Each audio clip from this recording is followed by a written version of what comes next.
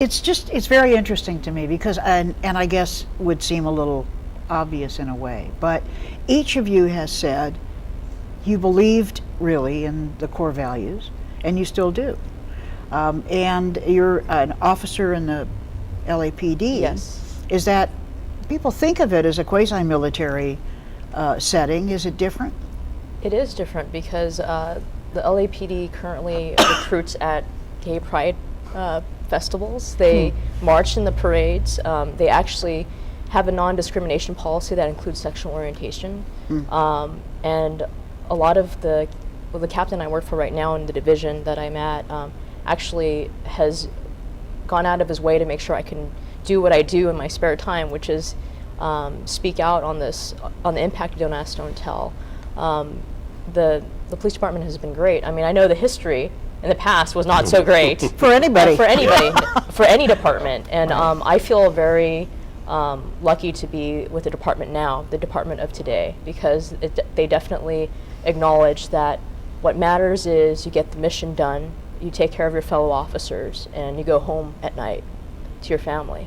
And I think that's fundamentally what repealing Don't Ask, Don't Tell is about, is like the realization that what matters is mission, and then taking care of your people, your fellow soldiers, sailors, Marines, Coast Guardsmen, airmen, and getting home to your family.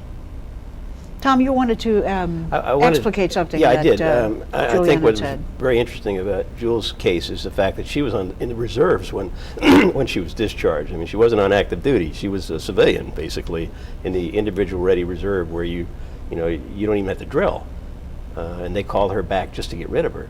And the contradictory situation that most people don't realize is in the first Gulf War, President Bush I issued a stop-loss order. And they stopped throwing gay people out during that war. Right. Stop-loss is, explain more. Yeah, I mean, I think people, if anybody saw the movie, they might understand that it's like you've got to go back even though you didn't think you have to. But right. What stop-loss does is it essentially freezes in place people that were going to retire or get out of the service under their contract. And for the duration of the period, usually it's a war period, nobody leaves the service.